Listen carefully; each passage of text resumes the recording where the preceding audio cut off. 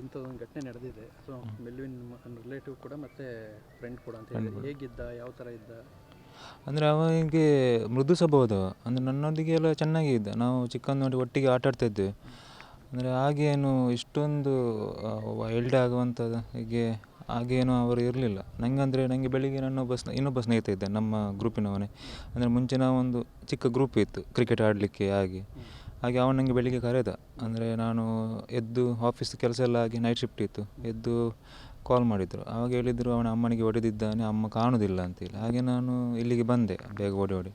ಹಾಗೆ ನನ್ನ ಉಳಿದ ಸ್ನೇಹಿತರಿದ್ದರು, ನಮ್ಮ ಚರ್ಚಿದ್ದು ಕ್ಲಬ್ ಎಲ್ಲ ಇದೆ.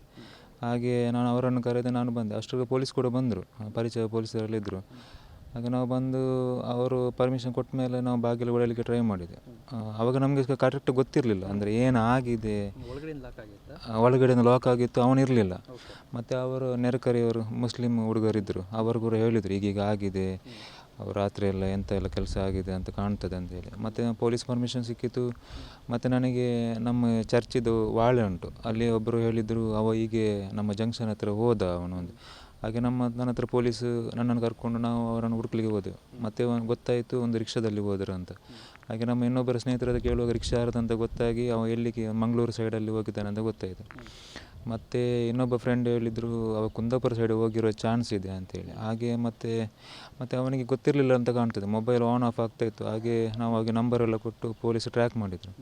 ಅಷ್ಟರಲ್ಲಿ ನಾವು ಮತ್ತೆ ಇಲ್ಲಿ ವಾಪಸ್ ಬಂದೆವು ಇಲ್ಲಿಗೆ ಪೊಲೀಸ್ನೊಟ್ಟಿಗೆ. ಹಾಗೆ ನಾವು ಮತ್ತೆ ಹುಡುಕಾಡಲಿಕ್ಕೆ ಶುರು ಮಾಡಿದೆವು. ಒಳಗೆಲ್ಲ ಏನು ಇರಲಿಲ್ಲ.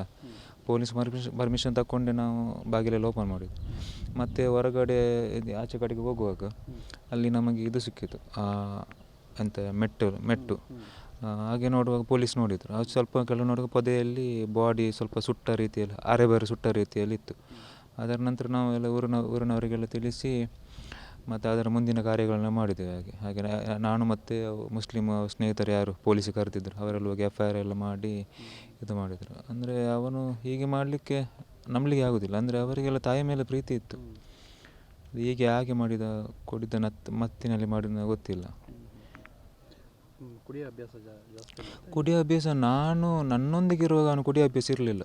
ಅಂದರೆ ನಾವೀಗ ಕೆಲವೊಮ್ಮೆ ವರ್ಷಕ್ಕೊಮ್ಮೆ ಕುಡಿದರೂ ಕೂಡ ಅವರು ಕುಡಿತಿರಲಿಲ್ಲ. ಅಂದರೆ ಇತ್ತೀಚೆಗೆ ನನಗೆ ಶುರು ಮಾಡಿದೆ ಅಂತ ಕಾಣ್ತದೆ. ಅಂದರೆ ಇತ್ತೀಚೆಗಿನ ಬೆಳವಣಿಗೆ ಪ್ರಕಾರ ಈಗ ನಾವೆಲ್ಲ ಕೆಲಸಕ್ಕೆ ಸೇರಿದ ಮೇಲೆ ತುಂಬ ದೂರ ಆದೆವು, ಅದು ಸ್ವಾಭಾವಿಕ. ಅಂದರೆ ಕೆಲಸ ಸಿಕ್ಕಿದ ಮೇಲೆ ಸಿಗೋದಿಲ್ಲ. ಹಾಗಾಗಿ ನನಗೆ ಕೂಡ ಅಷ್ಟು ಟಚ್ ಇಲ್ಲ. ಅವರ ತಮ್ಮನ ಹತ್ರ ಟಚ್ ಇದ್ದೆ. ನಾವು ಚರ್ಚಿಗೆಲ್ಲ ಆಟ ಆಡಲಿಕ್ಕೆ ಬರ್ತಾನೆ, ಇವನು ಬರುವುದಿಲ್ಲ. ಇವನು ಒಳ್ಳೆಯ ಕ್ರಿಕೆಟ್ ಆಟಗಾರ ಕೂಡ, ಒಳ್ಳೆಯ ಆಟಗಾರ.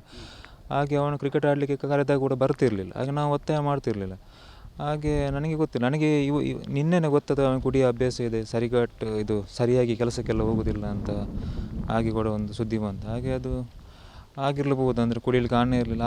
ಮತ್ತಿನಲ್ಲಿ ಏನೋ ಒಮ್ಮೆ ಹೊಡೆದು ಕೆಲವೊಮ್ಮೆ ಹಾಗೆ ಆಗ್ತದಲ್ಲ, ಹಾಗೆ ಆಗಿರ್ಬೋದು ಅಂತ ಕಾಣ್ತದೆ. ನನ್ನ ಹೆಸರು ರಾಬಿನ್ ಡಿಸೋಜ್ ಅಂತೇಳಿ.